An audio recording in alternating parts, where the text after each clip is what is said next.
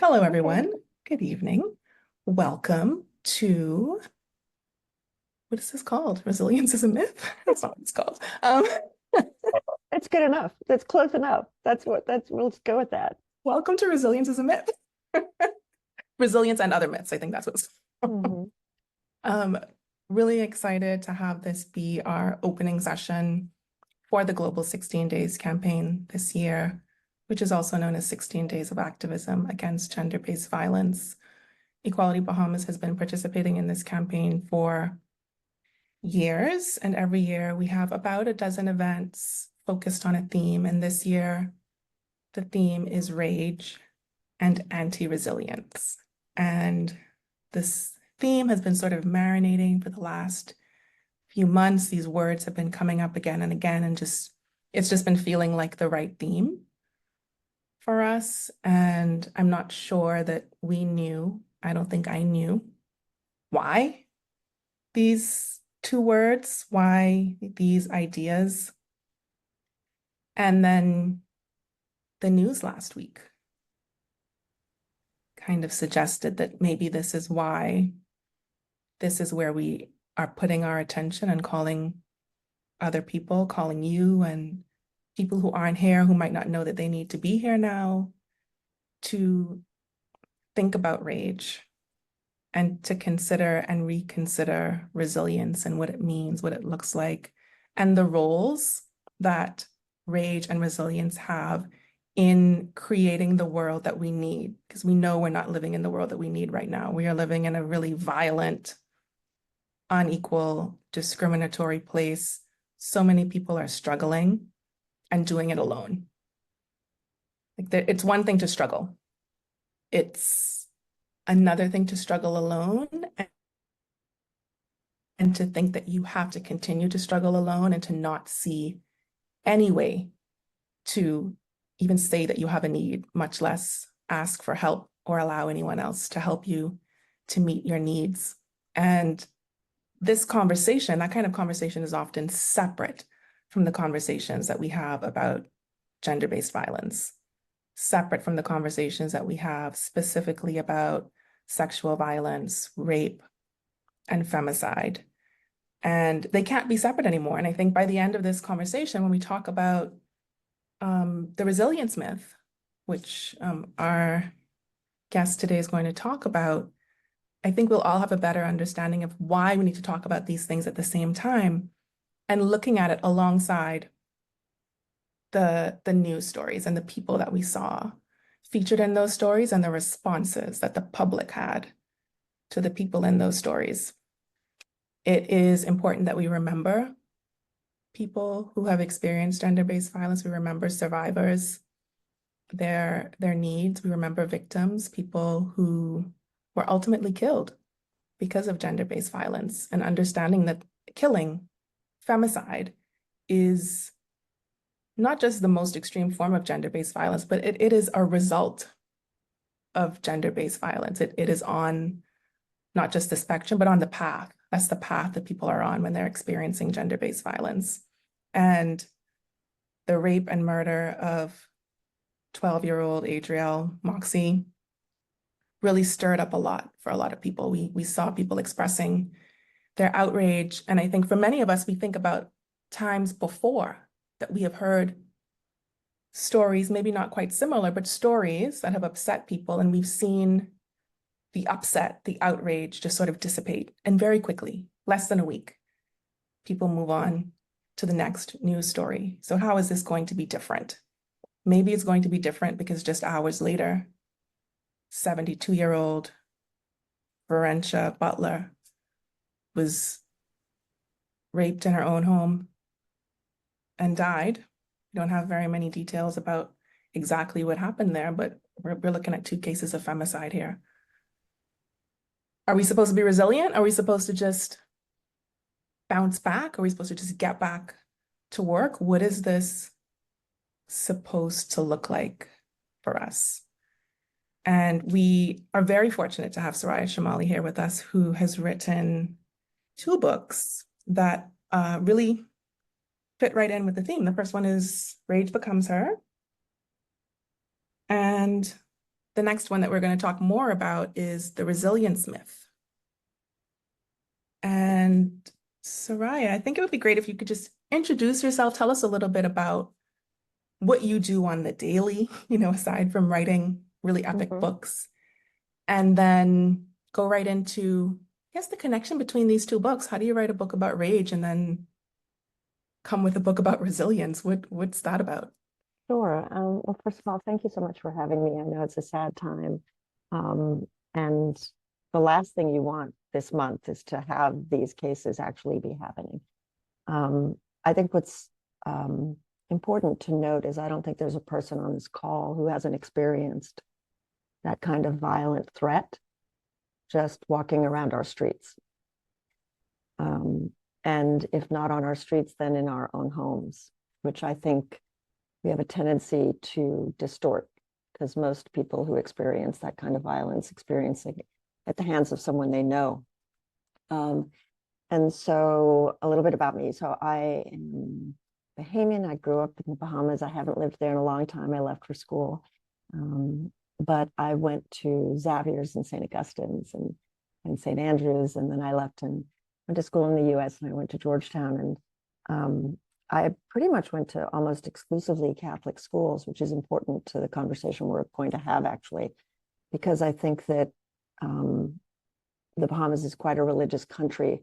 And frankly, it just doesn't do women any favors at all.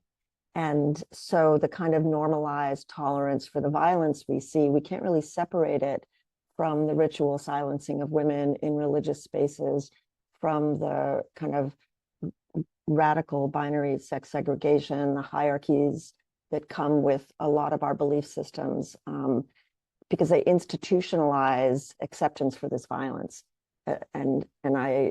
We can talk about that to lesser or greater degrees.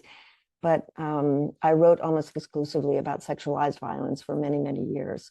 And I don't think that that's just a coincidence. I think that was an outgrowth of my own experience. Just walking around, just being aware and hypervigilant, and thinking, why is this normal? Why is this level of kind of underlying threat and contempt for women's freedom and safety so normalized across cultures? So in 2016, when Donald Trump was elected, I wrote a book. I started writing a book about anger and how it's socially constructed, and the way that women's anger is socialized often out of girls. And then in women, we don't lose our anger, but we lose the ability to recognize that anger, to express it in healthy ways. And as a result, there's a lot of dysfunction, emotional dysfunction, poor health, like consequences of that, which I go into great detail in the book. But the reason that election was a catalyst is because it was the double standards were so clear in that election, that the male candidates in the US could be really angry and leverage populist rage and look angry, and not only not pay a price, but benefit from that. Their masculinity was enhanced by their anger. They were considered more competent. Whereas the woman candidate, Hillary Clinton, had to stay very calm and sort of unruffled, and couldn't look angry, couldn't say things in anger, because she had to walk a fine line. And she's a white woman, which gives her a little more leeway than Black and brown women, right? Black and brown women, they don't have to be angry or aggressive at all. The stereotype just automatically gets assigned if they're even slightly assertive, for example. And that really starts in childhood. We see that over and over again, with the way different forms of our identity will affect the way society treats our anger. But the important thing here is that by severing anger from femininity, we actually take away this very important emotion and its tool, which is to give us a warning that that's something wrong, and also to prompt us to find solutions, usually 9 times out of 10, by seeking help from the people around us. Because usually we're angry at something that requires a relational response or a collective response. And we learned very early as girls not to ask for that. And the risk that we face as adults is that if we ask, we might find out the people around us don't care back, which is a big problem, right? And so I wrote this whole book about anger at a time when I thought we're really kind of hitting a peak in the global society with Me Too. So we had Trump, a man who's been credibly found to have raped someone, and dozens of accusers. And then we had Me Too and Epstein, and just the kind of rolling thunder of public discussion about these things, and very little change has happened. If anything, it's gotten worse. And so that tide of anger, global studies show, for women has not declined. It's just grown steadily over the last 7-8 years. And so what really my conclusion out of that book was, when we shut down a woman's anger, we're really saying we don't care.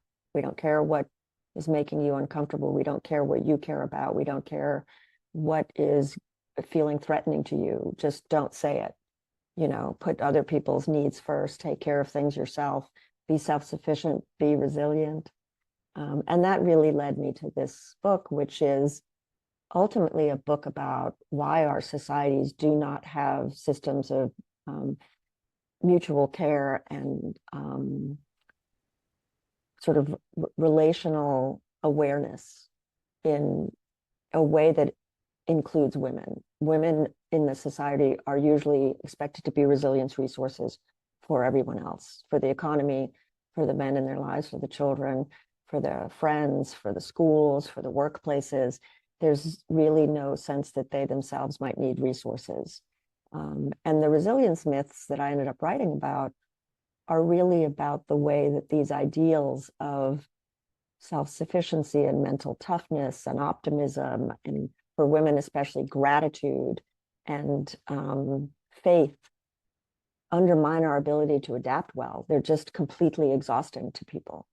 When really what we should be focusing on is how we help each other as a society, how we take care of each other as a political entity together.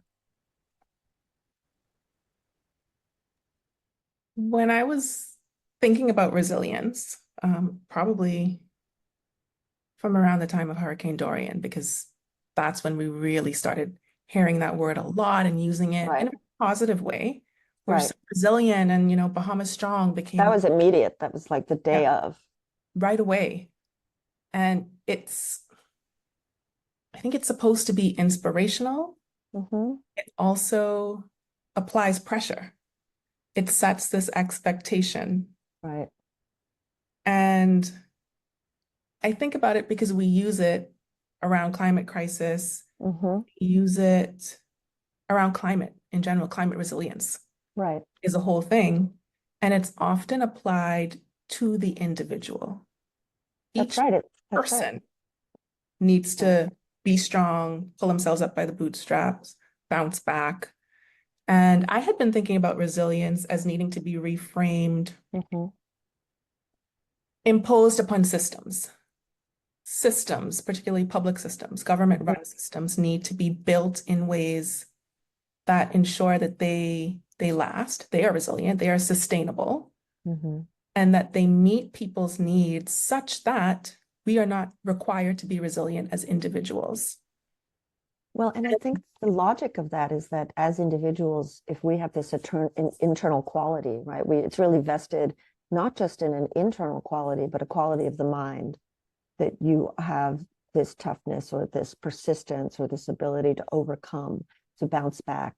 And what that really does is it minimizes and sometimes erases the real material needs that people have for food, for water, for shelter, for education, like the real tangible things that are related to our having and being bodies, right? And it's all just vested in this idea that you can power through things if you have the right set of mental tools.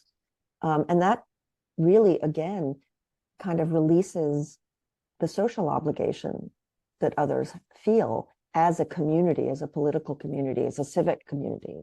And so governments have increasingly over the last 40 years relied on that, right? The more austerity there's been, the more resilience propaganda there's been. And so, I mean, I did write about Dorian in this book, and I was really struck by how quickly that happened.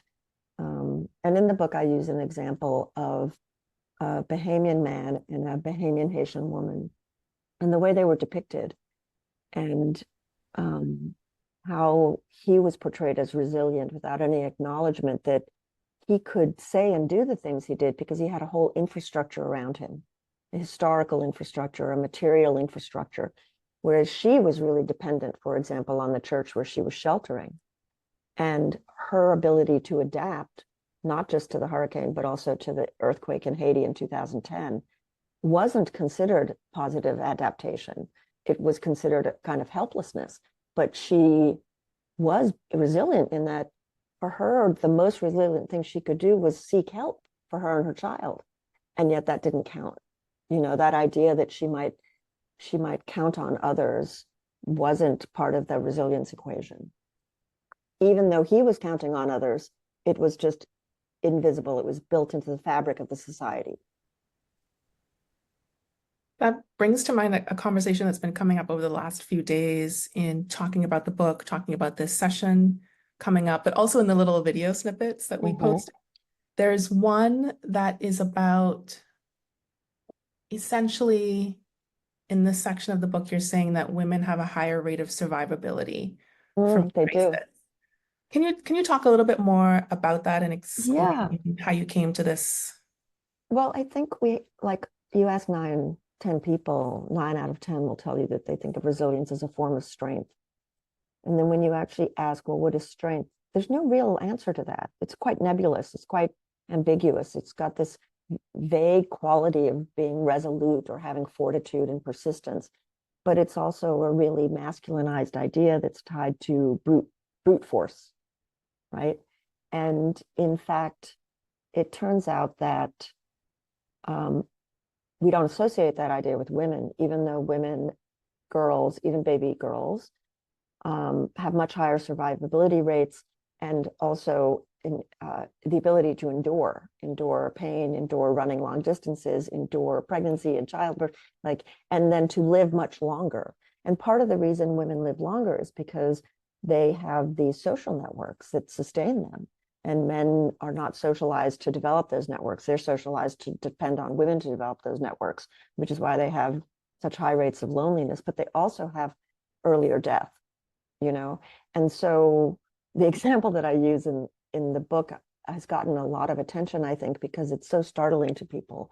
But it is that, you know, a lot of people think that, for example, men are just better athletes, faster athletes, that they can always best a woman in a race, et cetera, et cetera. And it turns out that that's not true. The average length of a marathon is kind of the peak length for a man's speed. Beyond that point, he starts to flag. But beyond that point, women actually start to get better. And so for ultra marathons, women best men 99% of the time. They are winning ultra marathons. They are beating men's speeds over and over and over again, but we don't really hear about that. And that's sort of a good metaphor for life in the end, because women also tend to have higher survivability rates after disasters, catastrophes, you know, natural disasters, war. People don't really know that many more civilians are killed in wars than soldiers, and that's been true for the last century, which means, you know, women and children are being killed, and they are, in fact, because of rape and war, experiencing bodies as weapons, right? And yet they aren't dying the same way, which is a terrible metric, but just a note about how we think about resilience and endurance, as opposed to resilience and a single act of strength, for example. Yeah, and you draw a distinction between, I think you call them linguistic opposites, Mm-hmm. mental toughness, Oh, yes, physical right. frailty. Isn't that interesting? Like, we think of mental toughness, but the inverse of mental toughness is physical frailty. And that's really important because we associate femininity in women with weakness. And in fact, it's a form of ableism in the end, because we tend to think of girls and women historically, philosophically, in our religious traditions, as kind of slightly less capable men, smaller men, right? That's how our medicine works. That's how our science works. That's how our law works. And it's A, inaccurate, B, discriminatory along many axes. But I think it's important to note that that association of strength depends on that play of words, that somehow if you're weak, there's something wrong with you. And what do we associate with weakness?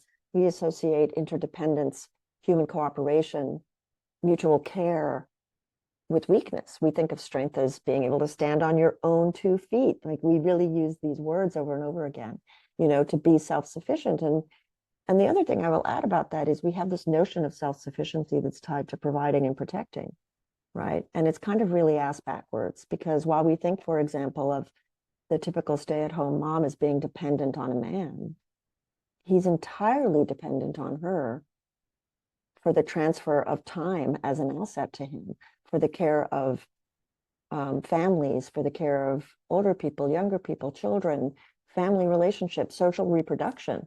And yet that equation never quite gets discussed, Yeah, and I'm glad you brought that up because I had noted, I have this quote from the book, quote, "Strength and self-sufficiency as resilient virtues have always been used to deflect social and political resources away from investing in a care economy," end quote. And this connects to what you were saying earlier about the last 40 years, what governments have been doing in in the Caribbean, in the global South generally, governments that are trying to pay off their international debt. In order to do that, they withdraw, Yeah. What a invest house of, what a less, dominoes, right? Just and then we are left to pick that up. We as society now have to pick up right. healthcare, elder care, childcare, and really it's not all of society that's doing it, it's women No, it's who are women doing doing it. it. Right. It's why when we got news of Adrielle Moxie being missing, and then again when we got the news of a body being found, and then finding out that it was her, all of these voices, all of these comments, all of these sort of invisible, anonymous people ask about the mother. Where was the mother? And no one Right. ever asks where the father. Or where's the Well, society that allows this to happen repeatedly, repeatedly, repeatedly? You know, it's as though you can't, this is the thing about this resilience model. It's based on the idea that you cannot trust anybody and you cannot depend on anybody else. And that's really not the way we have evolved as a species. We're here because we have social trust, because we have shared care, because we have interdependence. And, we've inherited a model where we believe that we have succeeded as a species because of violence, competition, and domination, because we inherited colonial ways of thinking. And we really have to reject those. We have to actively be rejecting them because of the personal and political harms that they continue to do to us. A question like, where was the mother in that case, is the logical result of that way of thinking. And it takes the kind of granular dismantling, I think, of those ideas and structures of thought and institutions, so that question is just, it's such a ridiculous question.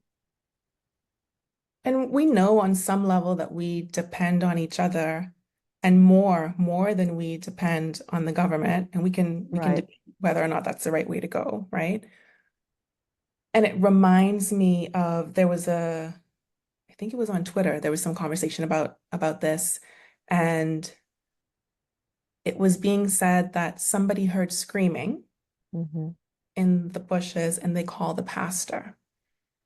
Right. So Mm-hmm. people on Twitter are like, you heard screaming, you call the pastor, why wouldn't you call the police? Yeah. And I thought, well, clearly you don't understand the relationship that some people have With the with the police. police, Right. or that people are most likely to call a person that they trust, even Right. if that person can't do the thing that needs to happen, they Right, trust that person to figure out the next step. right. And that reminded me of a conversation that we had within our team on Mhm. Inequality Bahamas. We've been engaging in a strategic planning process, and we started talking about systems and what needs to exist outside of the system because some of these systems don't work, No, that's right. are likely not going to work. Some of them were not built to work, and no repair will get them to do the thing that we expect That's it right. to do. So how do we build systems? How do we build Right. a mechanism, a network that allows us to call someone else for help when we know the person we're supposed to call isn't suited to the task, isn't up Yeah, to the they're going to do more harm.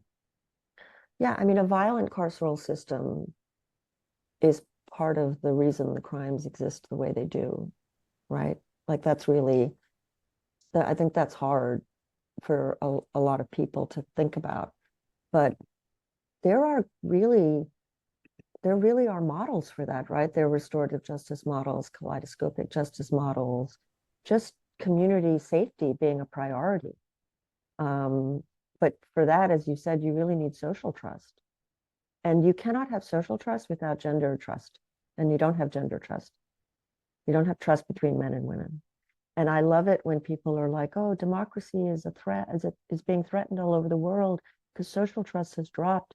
And I'm like, it's always been aspirational because you've never actually had trust that is that is trust that everybody feels for everybody else. It's always been within the patriarchal framework of thinking, which is that men can develop trust to a certain degree and that they are individually responsible for their patriarchal fiefdoms, whether that's a home or a church or a legislature, you know? And that's not really social trust at all. No, and we have a lot to figure out in terms of how do we build the kind of resilience Mm-hmm. that works and that is sustainable, because we know that the individual resilience, the resilience that relies on the mental toughness and physical strength, brute strength, doesn't last, Right. and it doesn't work for everything. How do we build what we need so that children get home from school safely Right. every single day? Not Mm-hmm. most of the time, Yeah. Every day. all the time.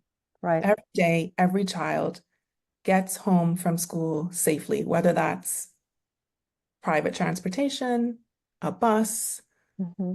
a, a guarded walk situation. Yeah. How do we do that? And it's not through physical strength. No, it's really not. It really And it's isn't. not through just me calling my auntie to pick up my one child, right? It's us coming together as a community and looking at the issues that we have and the environment that we're in Mm-hmm. while trying to make changes to this social and political environment. Frankly, there are also things that we need to do more immediately. Right. And I'm sure you have something to say that, but I just want to tell people, please get ready to jump in with your questions, comments, ideas, Mm-hmm. challenges. Well, Yeah. I mean, I think at a practical level, because you have to work at a very practical level, there's the immediate, short, mid, long term, very, very long term, right? You have like these four categories. And I've always been astounded, whether it's at home in the Bahamas, United States, doesn't matter where, by the level of carelessness that a society has for violence against women. There are no protests in the street. There's no outrage. There's no collective action. It's just a big shrug, you know? And that puts a lot of weight on the shoulders of the people who don't feel that way, which is, I think, what your organization is feeling. Um, but I also think that, well, my husband, I think he's right. He says to do any of this work, you have to be a daily pessimist, but an eternal optimist, right? Like you have to believe that change can happen. And I think one thing that we have going for us is that technology has a lot of bad um, consequences for society, but it also has incredibly good consequences for feminism because you can build networks and solidarity and find resources that you might not have, for example, before, right? As a collective of people. But I do think it's important, which is what you said, to think, well, what has to happen right away? Because how scared are people, right? You have to send your child to school. And it's not just a matter of getting the child back home. Like ideally, I realize this is an ideal that is not true nearly anywhere in the world, but a young girl, a young queer child should be able to walk home without being molested in any way, not harassed, not followed, not denigrated. And that's not what happens, right? And that's been true since I was a child, right? I'm 58. I can remember the first time that I really was aware of it happening to me, and I was 8, maybe 9 at the most, you know? And that doesn't stop. That just continues throughout our lives. And so I think that for me, I think, and this is again, not to put more burden on women, but women do have this tremendous power in that they have more time with children, right? If we are conveying these values to children, then we can convey different values to children, you know? That's very long term though. Yeah. That Yeah. doesn't help tomorrow. Folks, please use the raise your hand function if you would like to ask a question, make a comment, share an idea, present a challenge. We're open for all of it. Just use the raise your hand function, or you can use the chat if you don't want to unmute to talk to us. I know it takes some time to. I'm trying to think of what we talked about last week that was really a kind of an eye opener, right? Something that we were discussing. I'm trying to remember what really stuck out to me. I don't know. I mean, I think one thing is that we're socialized so young to find it acceptable, to think of it as normal. And what's really remarkable to me every single day is that even the men who support and love and respect women, they genuinely don't understand what it's like to go through the world with this ambient hostility all the time, you know?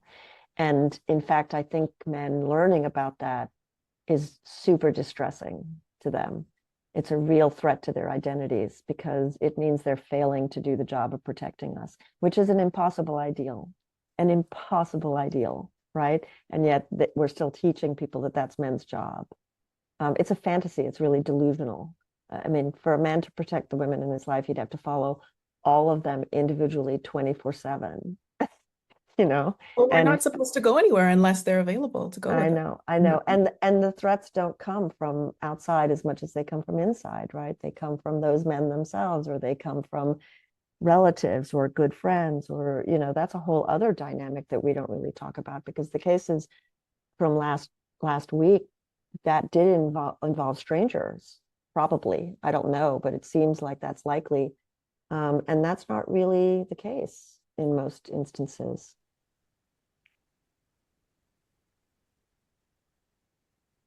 We have a question in the chat saying Mhm, that 45-1, what do we women do? What's the mhm, strategy to get through the next 4 years? I cannot get through 4 more years like 2016 to 2020. And even mm, though we are not in America, it spilled out to the rest of the world. yeah. So I'm probably not your gal.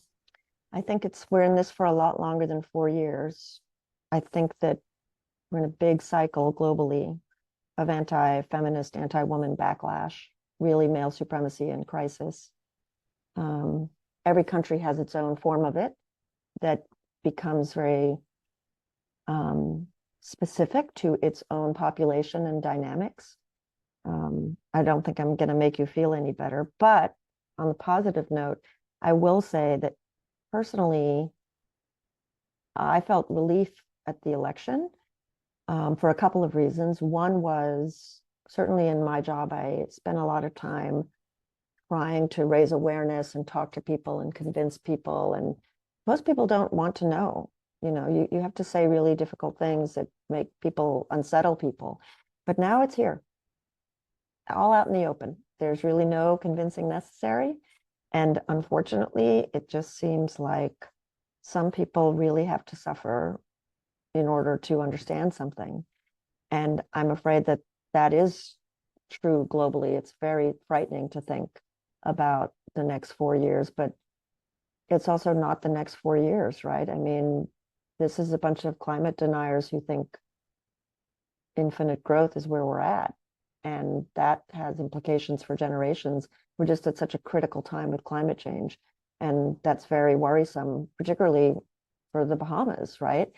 So I personally think that, again, in terms of adapting positively to the badness, it's just really important to find the people that are part of your community that you can be with and talk to and trust and take care of. Um, that's the only real kind of immediate action that I can suggest.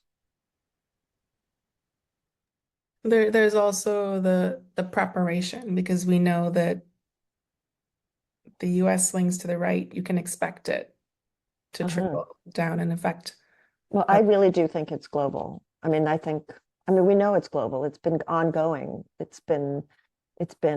I think technology, I think we had real technological acceleration that drove us to this point of crisis much faster than we had experienced before. We've all experienced backlash, but backlash could happen in what is now a form of slow motion, right? It's not true. The technology just compresses everything, accelerates it. And I think that it accelerated this crisis. Yeah, I think we look to the US because we know that people in positions of power, in positions of influence here, take their cues and learn tactics Mm, from the worst of the worst right.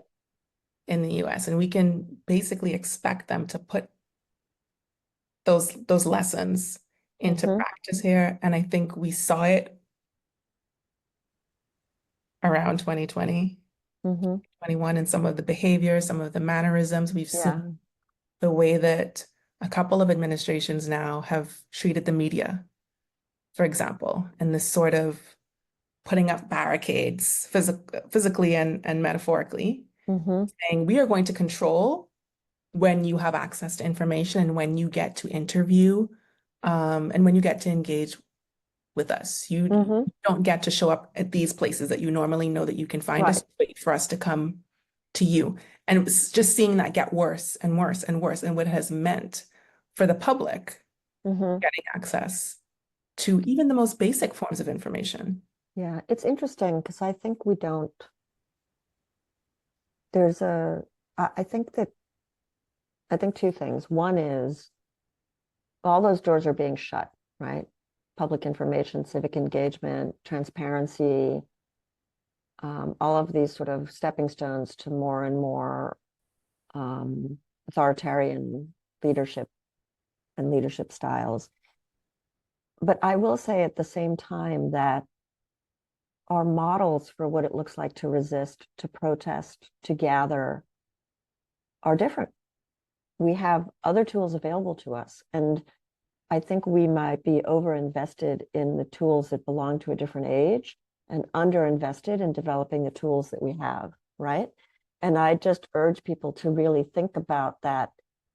We're all very creative, and I think what's happened is that globally, for example, women around the world for the last 7, 8 years have been developing refusal strategies. They have been resisting, but because their strategies of resistance don't look like standard male dominated protests, right? Like protests in the street and making lots of noise and having a charismatic leader and all that stuff.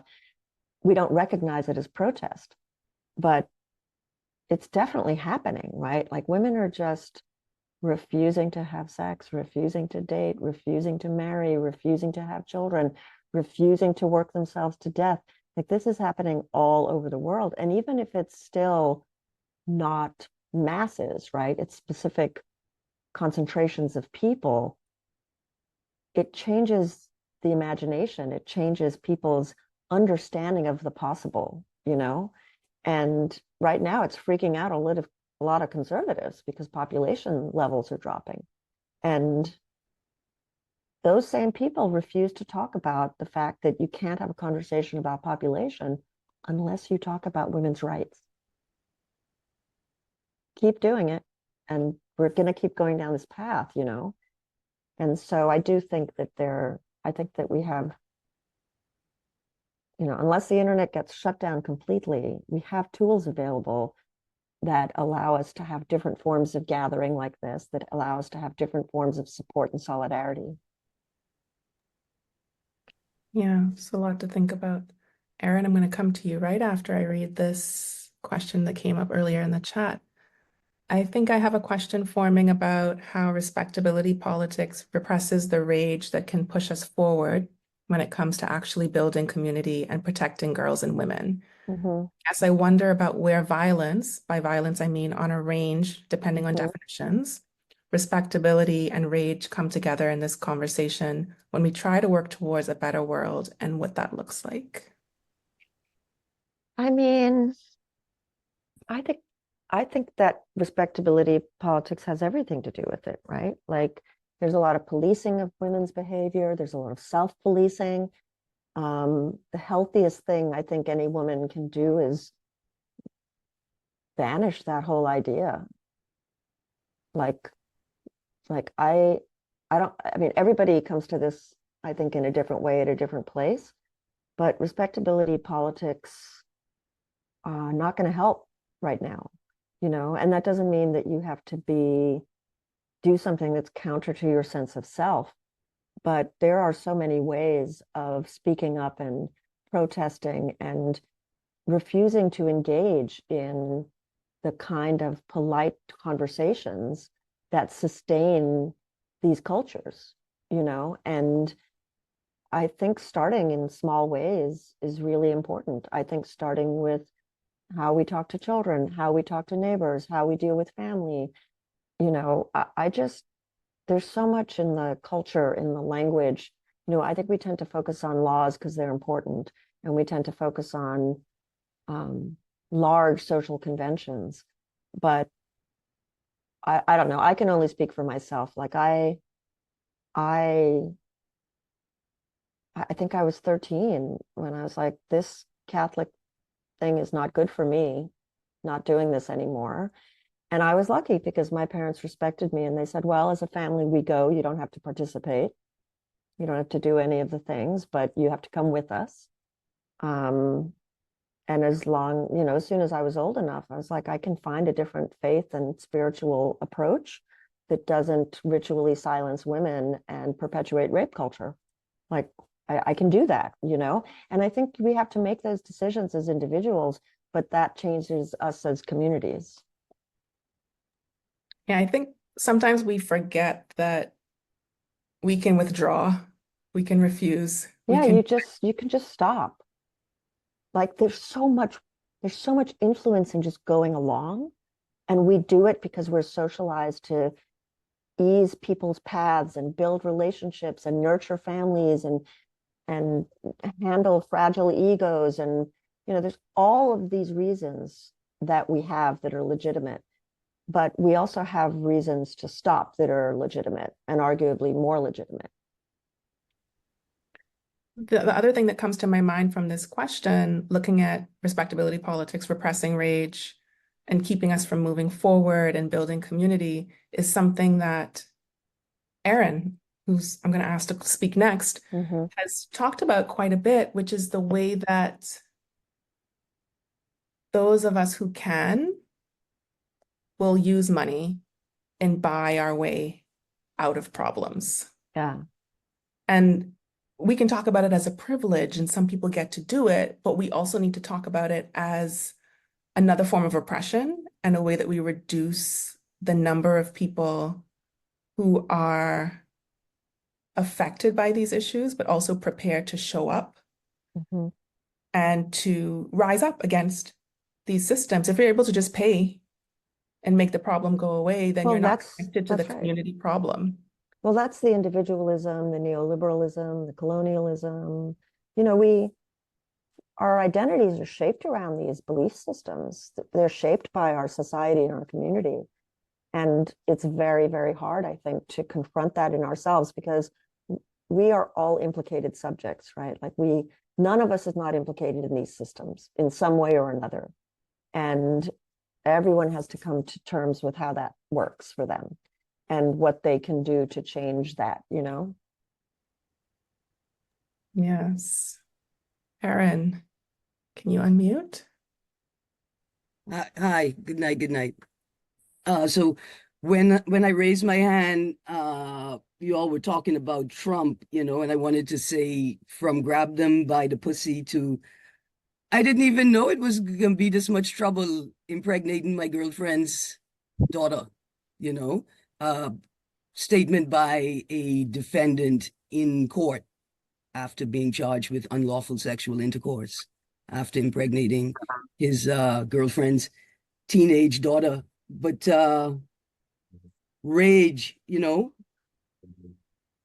is such an interesting thing, and it's respectability politics that have convinced us that we should be ashamed of it and penance and hide it. And sometimes even if it's righteous, right? Like, no. But you know, that rage is a tool. Right. But more important than the tool, like, what if rage is the actual appropriate response to what Yes, you do? I totally agree with you. And like this is, you Yeah. know, that's why we have these emotions. It's really a justifiable response to what's happening. Mm-hmm. And also I feel this very strongly. Like one of the reasons I wrote that book was because I was probably in my late 40s when I realized how sick I was making myself, being self-effacing, being, I had just lost the ability to even recognize the anger in myself. And I just didn't want other people to have that experience. I especially didn't want young women and girls to grow up in a world the way I did that, punished you for defending yourself, Mm-hmm. punished you for defending the things you care about, punished you for saying things out loud that are hard truths, but that are legitimate. Mm-hmm. Yeah, it's an appropriate response, and it is a weapon, right? That if you hold it in your body, it's weaponized against you, That's right. and it's so important to understand that if there is rage, then there needs to be a shift. Then, Mm-hmm. something needs to happen. It's a catalytic effect. But I also wanted to touch on respectability politics and solving problems with money, Mm-hmm. right? And how that erodes everything. It erodes the existing systems. It erodes the ecosystem, and it erodes our ability, right, to actually engage or create structural reform. And so, we're sitting in this space where we have more dollars and cents. We haven't, for a very long time, been able to articulate a sense of self collectively. And we think that we are articulating self individually, but how authentic is it, if we don't know where we are? Mm-hmm. And so this solving problems with money has become so problematic that people not only have no systems to turn to for situations that are larger than any one individual can solve on their own, uh, that they are unable to devise for themselves, right? They have no agency. They're unable to create within themselves agency and economic agency, or to teach it. And it's so bound in respectability politics, in this place. Oh, that you cannot afford, you cannot afford to solve your own problem. And That's it's right. like, why are you saying that to me when I shouldn't have to pay someone to do the job they're already getting paid for? I shouldn't have to pay a bribe. I shouldn't have to be a part of a social club so that I can have proximity to people who can provide temporary fixes, especially when those people are actually responsible for providing long-term solutions. And so then people begin to shame you for problems that they can't solve. And then they don't even realize, they can't even articulate, right? All they know is, I have money and I'm going to spend it. Spending the money will solve the problem. And so in the midst of a housing crisis, we've perpetuated this idea that two women can't live in the same household. And a man must have, a man must have his own key to his own lock. We're in the midst of a housing crisis in the richest country, independent country in the region, a tourism mecca. And currently, both the central bank and the Ministry of Tourism are actively urging people to open their homes to tourists and not to Bahamians. And then telling Bahamians, poor Bahamians, like, oh, you should have worked harder when you were in the school with no windows and the teacher's desk is on blocks. You should have worked harder. Right. And so it's fascinating right now, because I've seen some of it in front of my eyes, but we are really shaming people. And this study, Alicia, I don't know if you could reference it, the middle class, we would call, quote unquote, the middle class study, has revealed a lot of shame. And I actually wish that shame would have catalyzed into rage, right? As opposed to like derision, with real supposedly sensible people doubting the credibility of the researchers, rather than thinking about whether they could just blanket apply North American terms from a developed country to their life, right? It's like all of that. Yeah. Yeah, I just wish they could have turned it into rage. And then Well, maybe, I think that's right. That I agree with you. I genuinely don't understand people's passivity, you know. I don't I'm mystified by it, I and so I understand it, right? Because they're victims, right? Like they're and especially in this place, like the Bahamas is a microcosm. I can make it very quick because I see the hands. We are still in the midst of a drug era, right? And like the stage we're in right now, we can't see, like with the frog in the water that's just been getting hotter and hotter and hotter. And so people are in personal crisis, economic and financial crisis, and psychological crisis. So like I can understand the passivity, which is what helps me to temper the rage into a vehicle or a mechanism, right? To ensure that it can be turned into kinetic energy.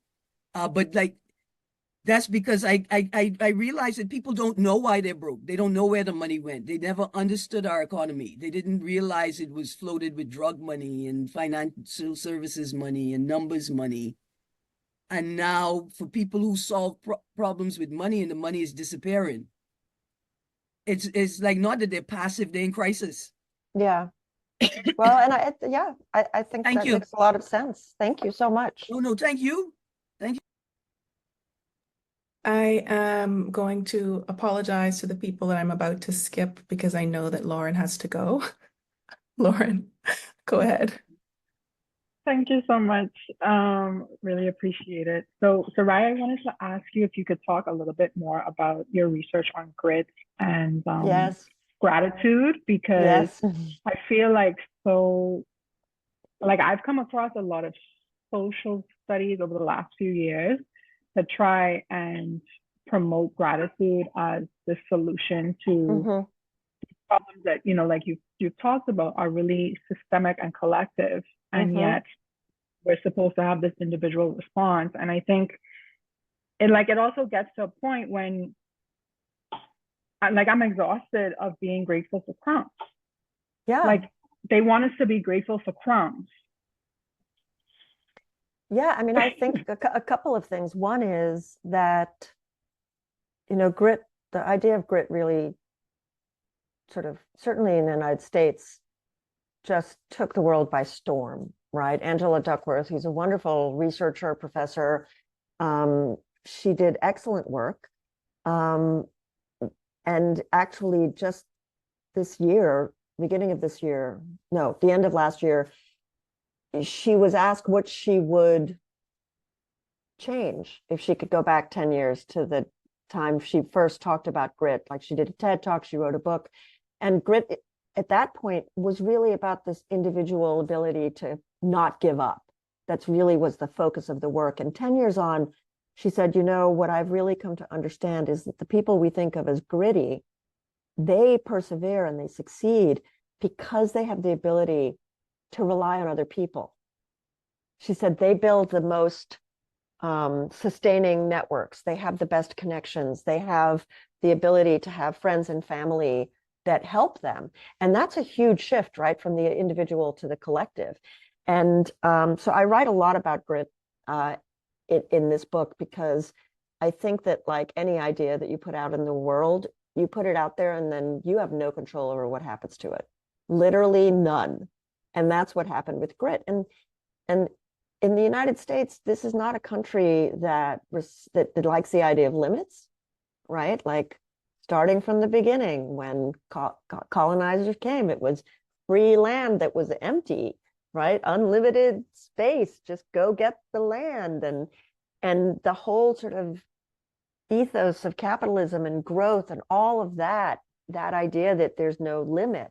And grit is one of these ideas. And in fact, grit has its limits, because grit, holding people to that standard of being gritty, for example, in schools, it really the burden of that falls on the least resourced children, the children who are already experiencing the most stress.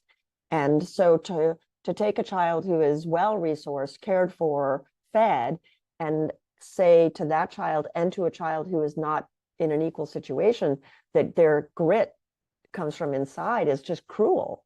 This is just like, it's gaslighting them. How can they possibly understand how this is supposed to work in their lives? And then I think gratitude, and also we didn't talk about this, but optimism kind of work the same way. Gratitude can be very healthy and happy, but there are limits, right? At some point you're like, well, wait a minute here. Am I really supposed to be grateful because I didn't get raped walking to school yesterday? Is that what we're talking about? And so I think that taking ideas and being strategically pessimistic, we did talk about that last week, Alicia and I, but understanding what the limits are, having the cognitive flexibility to know when to stop and to change directions, when to make a plan, when to look for help, all of that's really important. So I'm not a big fan of the runaway grit train.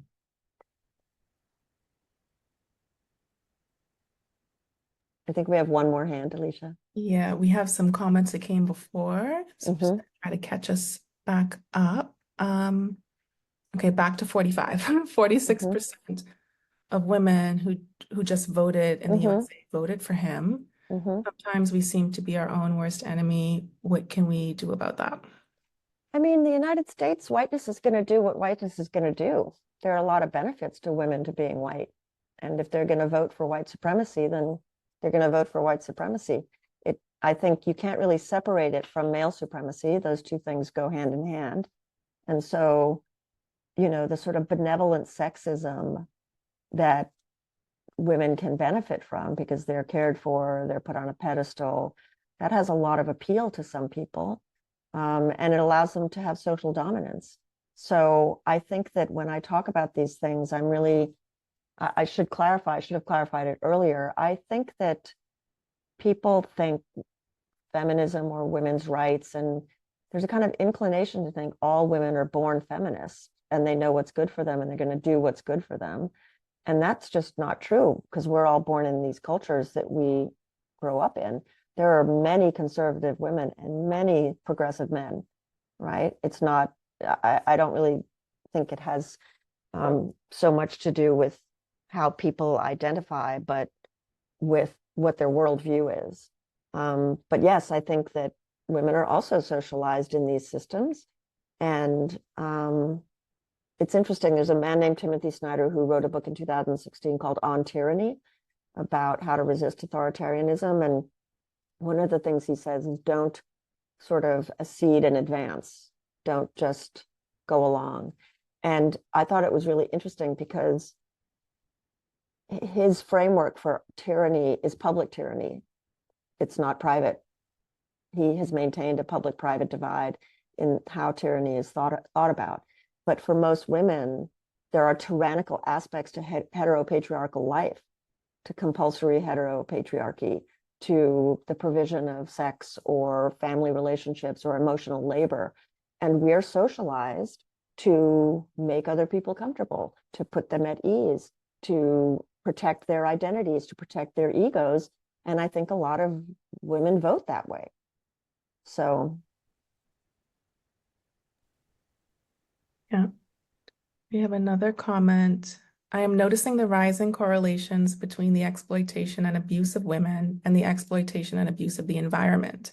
Is the climate crisis and women's rights interwoven?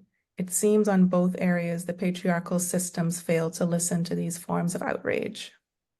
I mean, I think in a patriarchy, women are considered a natural resource, right? We make babies, we provide care, we do emotional labor. We're supposed to do it for free, and we're supposed to do it on demand, which is kind of like a tree or whatever.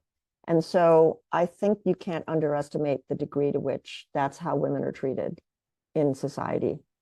And if you go back to some of the kind of binary and hierarchical thinking that we learn, you have all of these systems, and they are, man, woman, white, black, rational, emotional, man, culture. Like, these systems are set up in this way that some people like to think are complementary, but are always hierarchical. And so I do think that on the right side of what I just said, you end up with, women, black, emotional, not rational, non-persons as opposed to persons. And that's one side of that equation. And the other element of that is culture, nature. You have the people who control nature, and you have the people who are nature.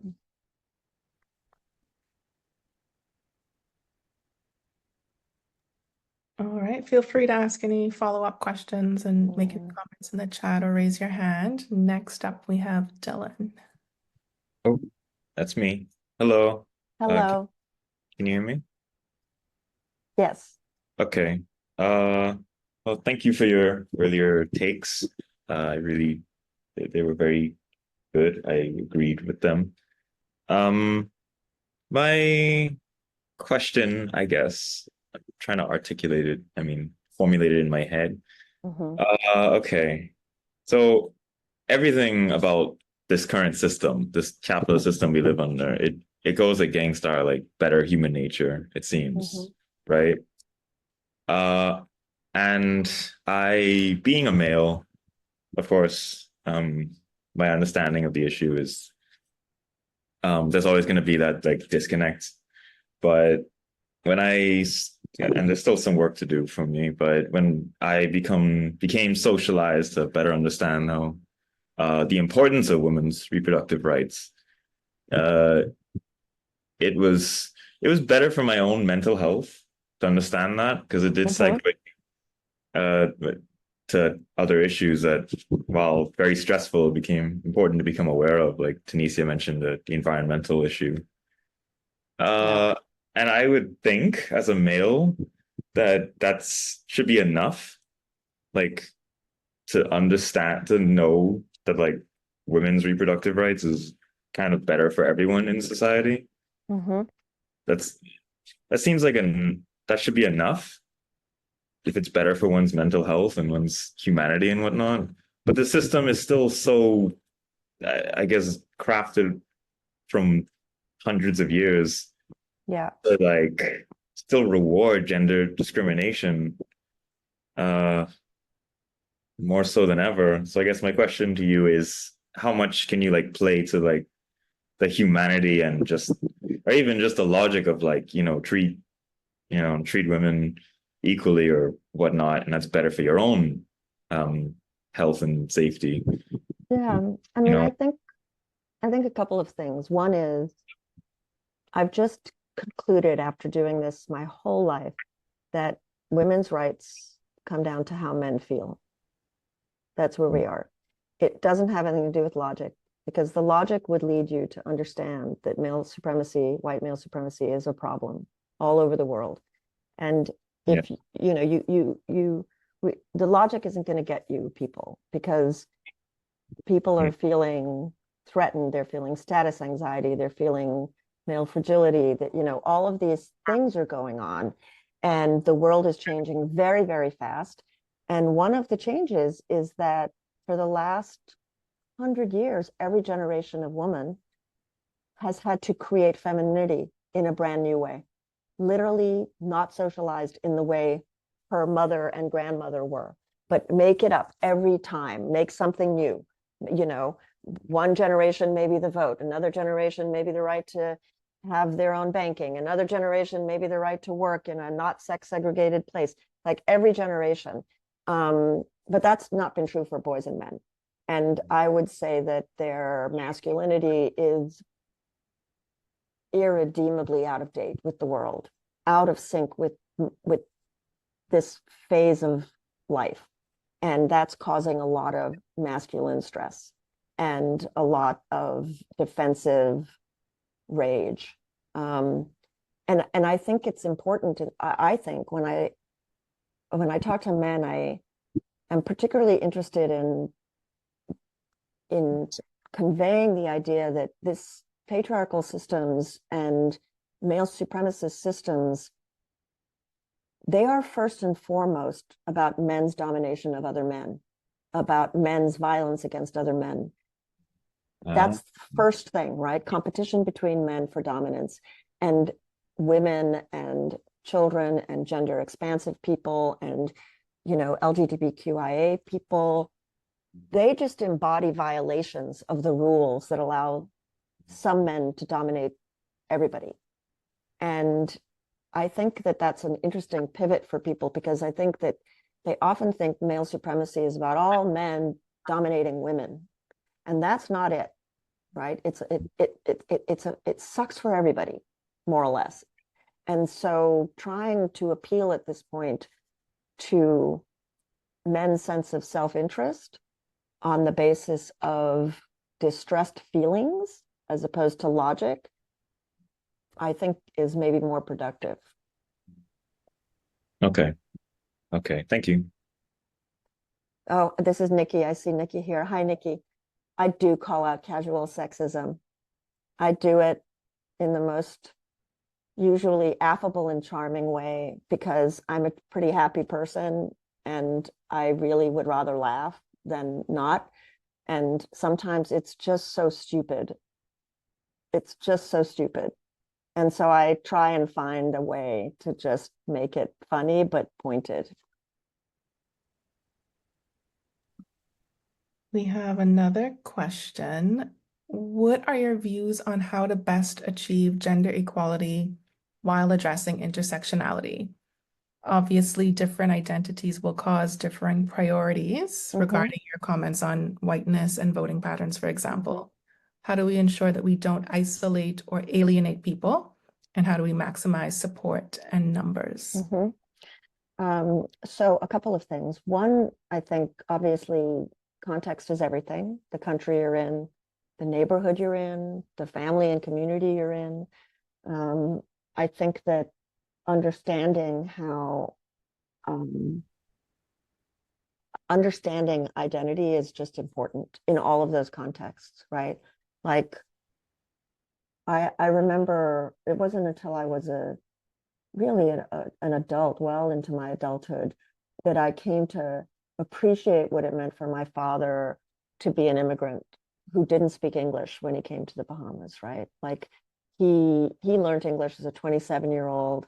He came to a new country without his family, you know, with no ability to, he was out of his out of his culture completely. And I didn't understand that as a child. I was a child, you know. And so I only say that because I think it's easy to forget to sit back and think about how people got to where they are, you know. And so I do think that the awareness is the first thing. It doesn't solve the problems because a lot of people don't want to even talk about it or admit it or think it's relevant. They'd rather ignore it all. I don't think I'm really helping you. As for alienating people, I am at the point at which I feel far less difficulty alienating people, because there are some people that deserve to be alienated because they've been given every chance. They have persistently been obstinate or bullying or cruel. And that's just for me personally.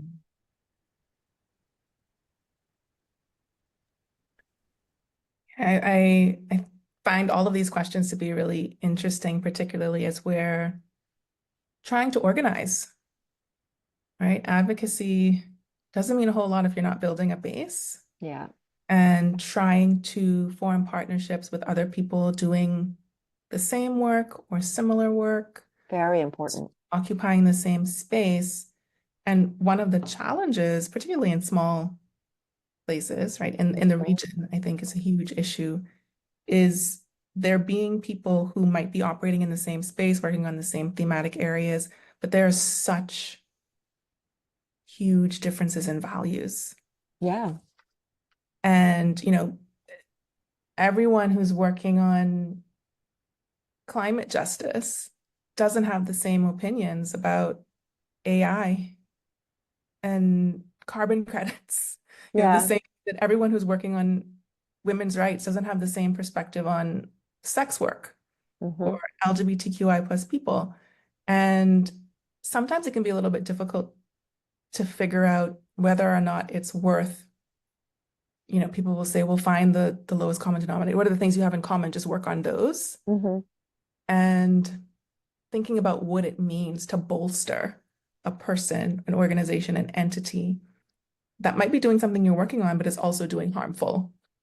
Right. It's hard. stuff. I mean, I think we talked about this too last week, but I do think there's a lot to be taken from the notion of transversal feminism and working towards specific objectives when you know that you're going to clash on other things. It's just strategic, right? You have to do it, especially in a country like the Bahamas, I think, where, you know, you have a lot of small communities that need each other and may have conflict, but can understand when maybe it's advantageous. But that doesn't make it easy, you know. But it is, I think, really necessary. And then we have, this is connected back to the earlier question about climate, the connection between climate and women's rights. To add to the women's rights and environmental degradation convo, ecofeminism is built on the idea or the politic that patriarchy has a serious impact on the environment and that feminism is intertwined with helping the environment. And then there's a link here, earth.org/ecofeminism. So folks can check that out. And then there's a follow-up to your response about the casual sexism, and you were saying that you try to call it out in a funny way. And so this person is saying, so it still has to be burdened on us, saying it with grace, not rage. Oh no, I do that too. Like I sometimes just say no with a complete no. Just there's nowhere to go after the no, right? I understand what you mean. It's more that I can spend in my day a lot of time in darkness. I spend a lot of time focusing on violence, and often in a situation where I'm maybe encountering that sexism, I'm trying to compartmentalize the violence for my own well-being. And so I'd much rather just go about my business, not mired in the anger that I may feel, and move on.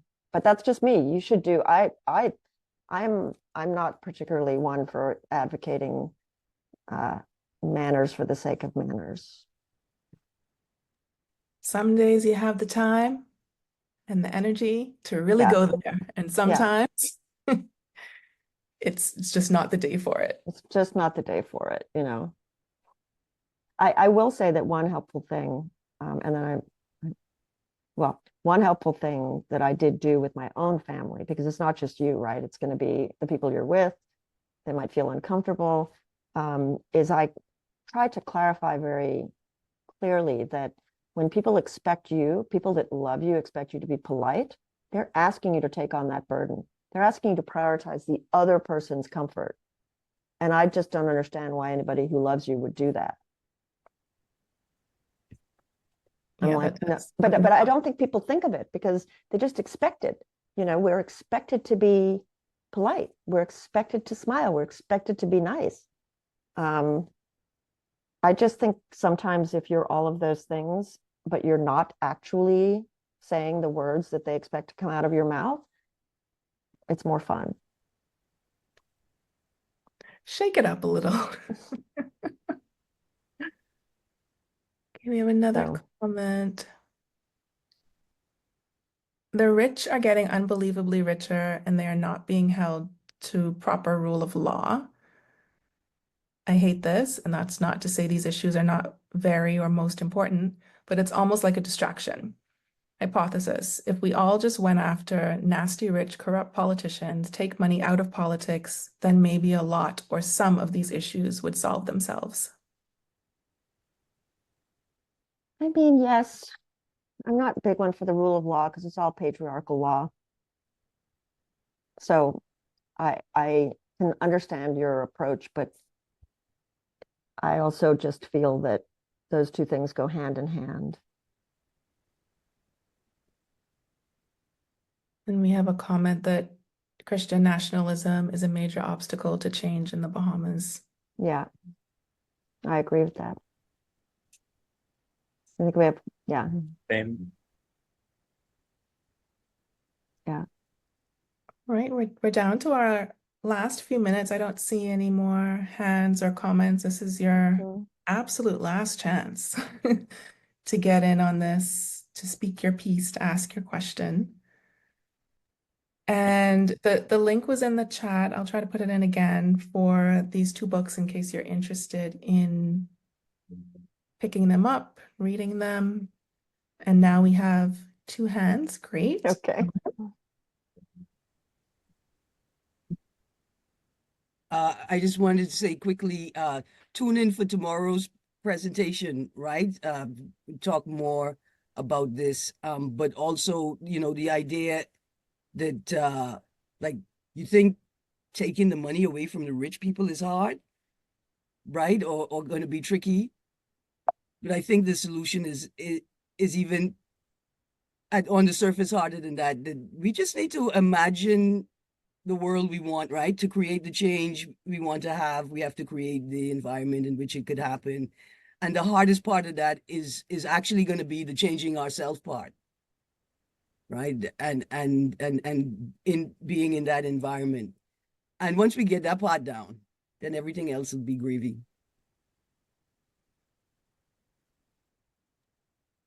So Erin is plugging the session tomorrow, which is Through Rage to Activism.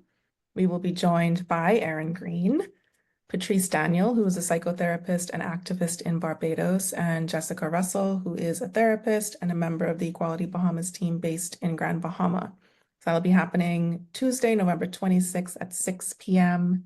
And you can get information on that and all of the events at our Luma page, lu.ma/16days24.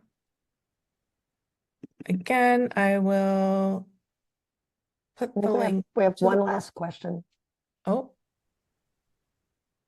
And then I'm afraid I do have a hard stop. Is it Dylan? Yeah. Oh, yeah, I did have another question.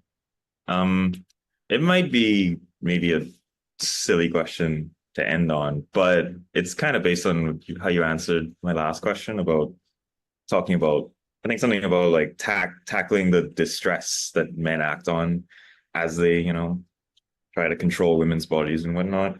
I was thinking, do you remember do you remember during the US presidential debate when Harris made fun of Trump for like no one staying at his rallies or whatever, and Trump like his inner narcissist like melted down a little bit there.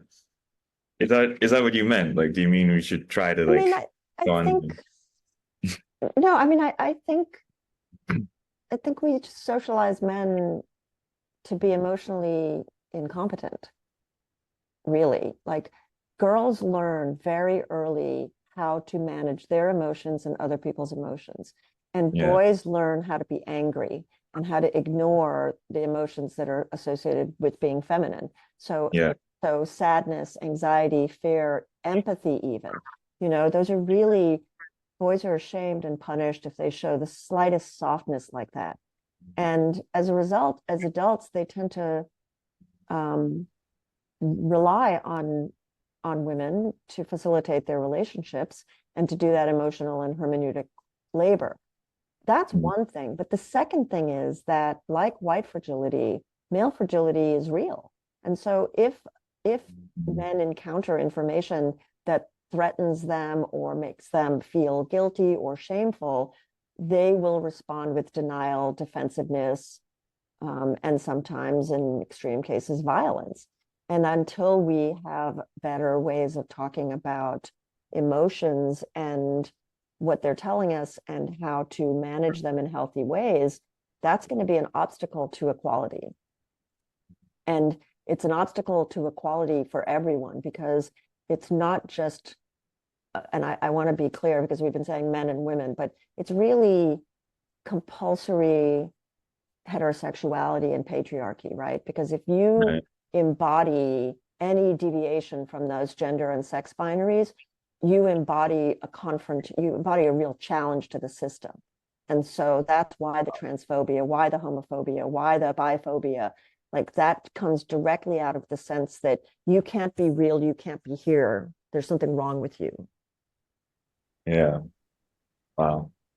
Yeah, that's a really good answer. Thank you. Yes, thank you all, everybody, for coming tonight. And Alicia for organizing us and for inviting me. Thank you so much for joining us. It was great to have you last week, and I'm so happy that you came to do this more open. I'm really honored. Yes, thank you. It was really wonderful to hear everybody's thoughts. Thank you very much. Everybody, remember the books. Rage Becomes Her.